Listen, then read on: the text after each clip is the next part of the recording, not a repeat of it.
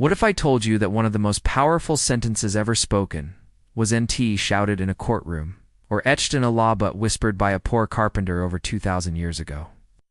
It wasn't a threat. It wasn't a command to wage war. It was something far more dangerous. It challenged empires, broke cycles of hate, and shook the foundation of what people thought justice looked like. It was only a few words, but they changed everything. Jesus said, "Love your enemies." And in that moment, he didn't just flip the script, he rewrote it. Stay with me until the end, because once you understand the full weight of what he meant, you might never see the world or your enemies the same again. The scene was tense.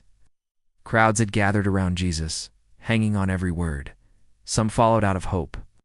Others watched with suspicion. Many were crushed by grief or rage. Their world was ruled by violence, by Romans who treated them like dirt, by religious leaders who played politics with their faith. And then Jesus looks at them and says, the unthinkable. Love your enemies. Pray for those who persecute you. To the average person, this wasn't inspirational, it was outrageous. Love the people who burned your village. Forgive the man who arrested your brother. Bless the soldier who spit in your face. He talks like that. But Jesus wasn't offering soft words. He was offering a sword that cut deep, not through flesh, but through pride, anger, and vengeance. In a world built on retaliation, where justice meant getting even, Jesus planted something radically new. He called it love, but not the kind you save for friends or family. This love was defiant. It loved when it hurt, forgave when it made no sense, and most people walked away. Because honestly, it's easier to hate, easier to fight, easier to stay angry. Imagine this, through the eyes of the eagle, the symbol of strength, soaring high above a broken world.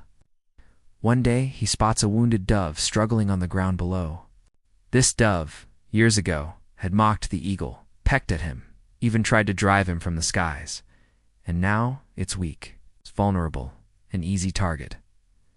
The eagle circles. Revenge would be easy, satisfying even. But then, a memory stirs. A voice from a higher place echoes. Do not repay evil for evil. The eagle pauses. Instead of attacking, he lands beside the dove, spreading his wings to protect it from a coming storm. He chooses mercy over wrath. He chooses love. That's the heart of what Jesus was saying. It wasn't about being passive. It was about being powerful enough to break the cycle.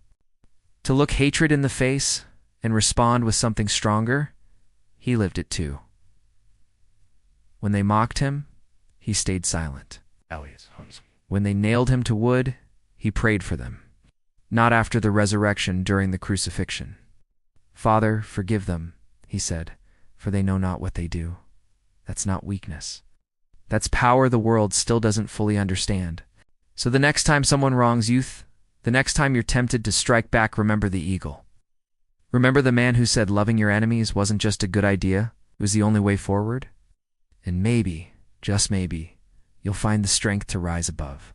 Because in the end, hate might win battles, but love wins souls.